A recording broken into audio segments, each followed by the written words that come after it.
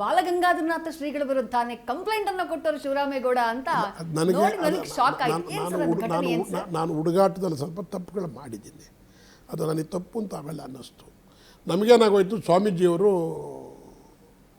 ನನ್ನನ್ನು ಅಲ್ಲಿ ನಾವು ಸ್ವಲ್ಪ ನಿಬಂಧನೆಗಳು ಶುರು ಮಾಡಿದ್ರು ಮಠದಲ್ಲಿ.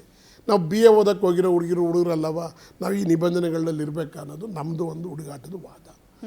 ಆಗ ನಮಗೂ ಮತ್ತು ಲೋಕಲ್ಲು ಮತ್ತು ಹಳಬರು ಅನ್ನೋದು ಗಲಾಟೆ ಸ್ಟಾರ್ಟ್ ಆಯಿತು. ನಾವೆಲ್ಲ ಹೊರಗಡೆಯಿಂದ ಹೋಗೋರು, ಅಲ್ಲಿ ಲೋಕಲ್ ಆಗಿರೋರಿಗೂ ಹೊಡೆದಾಟಗಳು. ನೀವು ನಂಬ್ತಿರಲಿಲ್ಲ, ಅವತ್ತಿನ ಕಾಲದಲ್ಲಿ ಒಂದು ವಾರ DR ವ್ಯಾನ್ಗಳು ಹುಡುಗರನ್ನ ಕಾಯ್ಕೊಂಡಿದ್ದು, ನಾವೆಲ್ಲ ಗಲಾಟೆ ಮಾಡಿದ್ದು. ಏನು ಮುಚ್ಚು ದೊಣ್ಣೆ ಹೊಡೆದಾಟಿಲ್ಲ.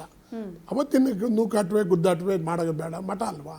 ಆಮೇಲೆ ನಾನು ಸ್ವಲ್ಪ ಈ ಟೀಚರ್ಗಳು ನಮಗೆ ಭಾಳ ತಾಪತ್ರ ಕೊಡ್ತಿದ್ರು, ಅವನ್ನೆಲ್ಲ ಕೂಡಾಕಿ ಒಂದು ದಿವಸ ಎಲ್ಲ ಕೂಡಾಕ್ಸಿದ್ದೆ ಎಲ್ಲಿ ಕಾಲೇಜ್ನಲ್ಲೇ. ಅದೆಲ್ಲ ಸ್ವಾಮೀಜಿಯವ್ರಿಗೆ ಭಾಳ ನೋವು ಮಾಡಿಬಿಟ್ಟಿದ್ದೀನಿ ನಾನಾಗ. ಅದಾದಮೇಲೆ ಸ್ವಾಮೀಜಿಯವರು ನನ್ನನ್ನು ಕಾಲೇಜಿಂದ ಫೈನಲ್ ಇಯರ್ ಕಾಲೇಜಿನಲ್ಲಿ ನನ್ನನ್ನು ಸಸ್ಪೆಂಡ್ ಮಾಡಿ ಕಾಲೇಜಿಂದ ಹೊರಗೆ ಹಾಕ್ಬಿಟ್ರು. ಆಗ ನಾನು ಹೆಸರು ಹೇಳೋದು ಬೇಡ, ಯಾರೋ ಒಬ್ಬ ಪೋರ್ಟ್ ಲಾಯರ್ ಹಿಡಿದೆ. ಪೋರ್ಟ್ ಲಾಯರ್ ನಾಗಮಂಗಲದಲ್ಲಿ ಕೋರ್ಟ್ ಇಲ್ಲ. ಆಗ ಕೋರ್ಟ್ಗೆ ವ್ಯವಸ್ಥಾಪಕರು ಬಾಲಗಂಗಾಧರ ಸ್ವಾಮೀಜಿಯವರು ಸೇರಿಸಿ ಇದು ವ್ಯವಸ್ಥಾಪಕರು ಅಂತೇಳಿ ಕೋರ್ಟ್ನೊಳಗೆ ನಮೂದು ಮಾಡಿಬಿಟ್ರು.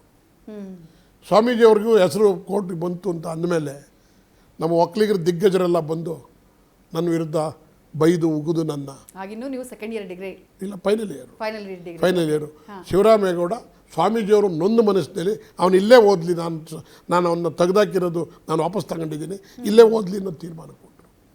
ನಾನು ಇಲ್ಲಿ ಓದಲ್ಲ ಅಂತೇಳಿ ಮಠಕ್ಕೆ ಸ್ವಾಮೀಜಿಯವರು ನನಗೆ ಮೇಲೆ ಈ ಥರ ಮಾಡಿದರು. ನಾನು ಅವ್ರಿಗೆ ಮನಸ್ಸು ನೋಯಿಸಿದ್ದೀನಿ, ನಾನು ಇಲ್ಲಿರಲ್ಲ ಅಂತೇಳಿ ಹಾಸನಕ್ಕೆ ಹೋದೆ. ನ್ಯೂಸ್ ಫಸ್ಟ್ ನಿರ್ಭೀತಿಯಿಂದ ನಿಮ್ಮ ಪರವಾಗಿ.